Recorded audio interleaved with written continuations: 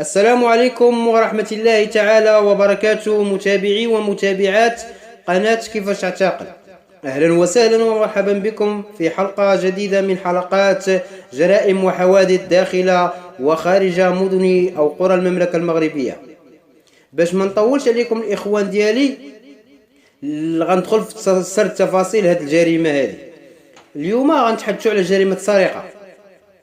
يعني في هذه السنة اللي احنا عايشينها، سنة 2023، أي بعد 3 أيام 4 أيام، قامت واحد السرقة، سرقة كبيرة اللي قامت بها واحد العصابة اللي الأفراد ديالها كيتكونوا من 5 أشخاص. وكيفاش غتوصلوا للحقيقة؟ تابعوا معايا هذه الحلقة هذه إن شاء الله، وغادي نوصل لكم جميع المعلومات إن شاء الله بإذن الله. في واحد اليوم من هذا الأسبوع هذا كان واحد اتصال من طرف مستخدم بشركة من الشركات المغربية. اتصل بالشرطة كيخبرهم بأنه تم الاعتداء عليه وسرقة مبلغ 252 مليون. الأحداث ديال هذه السرقة هذه كيف ما كيخبر هذا المستخدم في الشركة، كيف ما خبر البوليس، قال لهم بأنني كنت غادي في السيارة ديالي حتى هاجموني جوج ديال السيارات، سيارة جات من الأمام وسيارة من الخلف، حاصروني ووقفوني وجبدوا عليه الأسلحة البيضاء. جبدوا هاد 5 ديال الأشخاص هادو، نزلوا جبدوا عليه السلاح. هاد السلاح هذا من نوع السلاح الأبيض، سيوفة وجناوة. هاد المستخدم هذا في الشركة هذا ما بغاش يطيع الأوامر ديالهم، وما بغاش يخرج من السيارة، وما بغاش يفتح الأبواب ديال السيارة. نظرا لأنه ما بغاش يفتح الأبواب ديال السيارة، كسروا عليه الزجاج ديال السيارة، بداو كيهرسوا في الزجاج. ملي هرسوا ليه الزجاج استولوا على السيارة، استولوا على السيارة كاملة يعني بالمبلغ اللي فيها، وهربوا بها. هذا المستخدم كيف ما كيسرد الشرطة القضائية بأنه كان كيحمل معاه مبلغ ديال 252 مليون، غادي يوصلوا للبنكة، يعني غادي يحطوه في البنكة. حتى فاجئوه هاد جوج السيارات هادو، وحده وقفت من الأمام وحده من الخلف. هنا الشرطة ملي جاو وعاينوا المكان، يعني ما عندهم حتى شي دليل. يعني حتى السيارة اللي كانت فيها الأموال خدوها العصابة، يعني خدوها داوها هربوا بها. هنا الشرطة يعني نظرا للنباهة ديالهم والذكاء ديالهم والفطنة، عموا برقية يعني على جميع المخافر ديال الشرطة والدرك الملكي، كيخبروهم بالعملية ديال السرقة يعني، والحواجز الأمنية اللي كاينة في مداخل ومخارج المدينة، يعني باش يحاصروا هاد العصابة هادو قبل ما يهربوا. وهاد الجريمة هذه الأطوار ديالها دارت في مدينة الدار البيضاء، يعني بالضبط منطقة بحي البرنوسي. هنا الشرطة وصلوا بلاغ بأنهم لقاو واحد السيارة في الخارج المجال الحضاري ديال مدينة الدار البيضاء. ملي مشاو الشرطة لهاد السيارة كيلقاوها يعني من نفس النوع، كيف ما كيصرح لهم المستخدم ديال الشركة بأن من نفس النوع ديال السيارة اللي باغتوا بها العصابة. هنا البوليس يعني ولا عندهم يعني واحد الخيط منين غيبداو يتبعوا الاحداث ديال الجريمه باش يوصلوا للجنات او الجاني، حيت الشرطه مازال البوليس باقي ما عارفينش شحال من واحد. يعني كيف ما صرح لهم مستخدم الشركه قال لهم بانهم 5 اشخاص، ولكن هما باقيين ما عارفينش يعني شحال من شخص كاين فد العصابه هذا. وبالضبط ملي غيلقاو السياره غادي يتوجه فرقه ديال مسرح الجريمه للمكان باش يعاينوا السياره وياخذوا يعني الا كاين فيها شي بصمات او شي دلائل اللي غتوصلهم لهاد الجنات اللي قاموا بهاد الجريمه هذه. وبالفعل ملي توجهوا فرقه مسرح الجريمه المكان ديال السياره، من خلال البحث ديالهم المعمق داخل السياره كيلقاو واحد الهاتف ديال واحد الشخص، ولقاو عده بصمات، ولكن هذا الهاتف هذا غيوصلهم لواحد الشخص من داخل هذه العصابه هذه. هذه العصابه هذه اللي استولوا على مبلغ ديال 252 مليون، عفوا 252 مليون سنتيم. لقاو الهاتف ديال هذا الشخص هذا. ملي دخلوا الهاتف قلبوا الهاتف في مصلحة البحث الجنائي، كيعثروا على عدة بصمات داخل السيارة، وكيعثروا على معلومات ديال هذا الشخص المنفذ ديال الجريمة. هذا الهاتف هذا ديال هذا الشخص هذا اللي خطط لهذه الجريمة هذه مسبقا.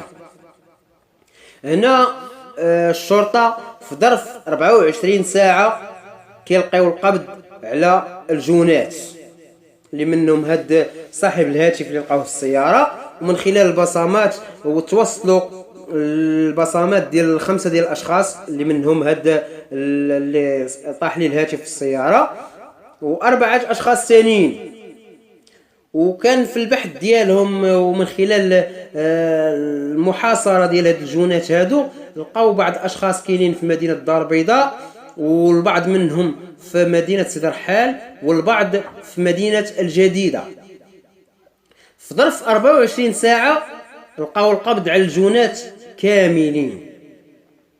وفي تصريحات ديال الجونات للشرطة بأنهم كاينين مع العصابة 2 ديال الأفراد شقاق خوت، يعني 2 خوت، وكاين معاهم واحد كيخدم في الشركة اللي هو اللي زودهم بالمعلومات ديال المسار ديال السيارة والمكان اللي غتكون غادا فيه والوقت، يعني زودهم بجميع المعلومات اللي خاصة تكون. كيف ما كنصرح لكم دائما، يعني بالنسبة للشرطة، الشرطة دائما خاصة واحد دليل بسيط وغادي توصل للحقيقة. يعني هنا لقاو هاتف ديال في السيارة. هذا الهاتف هذا وصلهم لعدة اشخاص اللي من ضمنهم هاد العصابة هادو اللي كتكون من 5 افراد ديال هاد العصابة هادو، 5 ديال الاشخاص. هاد ال5 الاشخاص هادو نفذوا السرقة، خطوا ليها تخطيط جيد. يعني كيف ما قلت لكم كان من ضمنهم واحد كيخدم في هاد الشركة هادي وعارف الزمان والمكان اللي غتكون تمر فيه السيارة، وعارف المبالغ اللي غتكون في السيارة. هذا هو اللي ساعد هاد الجونات هادو انهم يخطوا السرقة بشكل جيد وينفذوها بشكل جيد. ولكن القدر كان مخبي لهم حاجة اخرى، يعني ما خلاهمش انهم يستمتعوا بهذيك الفلوس. يعني مرت مدة ديال 24 ساعة وحاصروهم البوليس وشدوهم ب5 ديالهم. هما كيتكونوا من 2 ديال الاشخاص خوت، واحد مستخدم في ضمن في نطاق هذه الشركة هذه اللي كان هاز المستخدم ديالها الفلوس باش يودعها في الحساب البنكي ديال الشركة، وجوج ثانيين يعني تما كانوا داخلين معاهم في التخطيط. كيف ما صرح لهم المستخدم ديال الشركة اللي استولوا ليه على الفلوس ديال الشركة، قال لهم بانهم باغتوه وما بغاش يفتح لهم باب ديال السيارة، ولكن كسروا عليه السيارة وجبدوا الفلوس. وهاد الجريمة هذه تنفذت في 2023، يعني في هاد السنة هذه اللي احنا فيها. يعني هاد الجريمة هذه كانت جريمة هوليودية، يعني مثل الافلام الهوليودية، يعني بطريقة هوليودية نفذوها هاد الاشخاص هادو. يعني كيف ما كنقولوا يعني كيف ما كنقولوا على هاد المجرمين هادو، يعني ولاو كي انسبيراو من الافلام، ما بقاوش يعني كينفذوا الجرائم عاديه، ولو كينسبيراو من الافلام، يعني كيخططوا وكينفذوا في نفس الوقت. هنا البوليس حجوا على السيارتين اللي قاموا بالسرقه، حجوا هذاك الشخص اللي لقاو الهاتف ديالو اللي خطط الجريمه اللي كان هو مستخدم في الشركه، حجوا عنده مبالغ مهمه، وحجوا سياره من نوع فاخر اللي شراها واحد من الجونات، يعني في ظرف يوم واحد شرا سياره فاخره حتى هي حجوها. وحجوا المبالغ الماليه اللي كانت مازال عند الاعضاء الثانيين، وكانت اعاده ديال تمثيل الجريمه كيف ما غتشوفوا ان شاء الله كتشوفوا في الفيديو، يعني اللقطات ديال تنفيذ المسرح الجريمه، يعني اعاده تمثيل الجريمه يعني كيف ما كتشوفوا في هذا الفيديو، هذا اللي كتشوفوا في الامام ديالكم راه لقطات حصريه، يعني من مكان وقوع الجريمه ومن مكان تنفيذ اعاده تمثيل الجريمه، يعني باش يعرفوا الملابسات ديال القضيه ويعرفوا كيفاش كان التخطيط ويعرفوا كيفاش كان هذاك الفعل الشنيع ديال السرقه اللي نفذوه هاد 5 ديال الاشخاص. ومن هذا المنبر هادو كنقول شوف الاخوان اللي ما غنسموهمش مجرمين، ولكن الشيطان هو اللي كيلعب بهم، هو اللي كيخليهم يوصلوا لهاد الدرجه ديال انهم يوصلوا للمرحله ديال الاجرام وينفذوا جرائم يعني في الداخل ديال الدوله المغربيه بلا ما تبرزطوا راسكم. راكم غتشدوا لله عز وجل عده اسباب باش كيوقعكم، يعني بابسط الاشياء تقدروا توقعوا. من الاحسن سير خدم على راسك، سير جيبها بالحلال، راه الحرام ما كيدومش اخويا راه الحرام ما كيدومش. هاد تديتي 252 مليون، عفوا يعني 252 مليون راه مبلغ مالي كثير، ولكن واش عرقتي عليه؟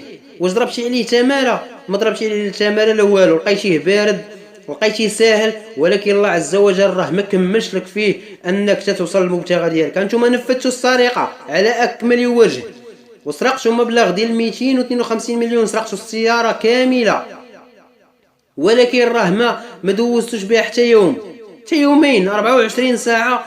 البوليس وصلوا لكم وشدوكم.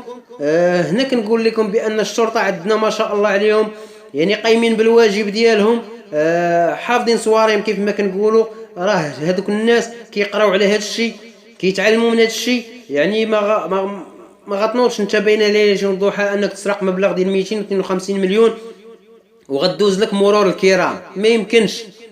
يعني بعض الجرائم راه كتحل في وقتها، وكاين بعض الجرائم راه كيمر عليها سنين وسنين وعاده كتحل، ولكن راه كيجي واحد النهار وكتفضح.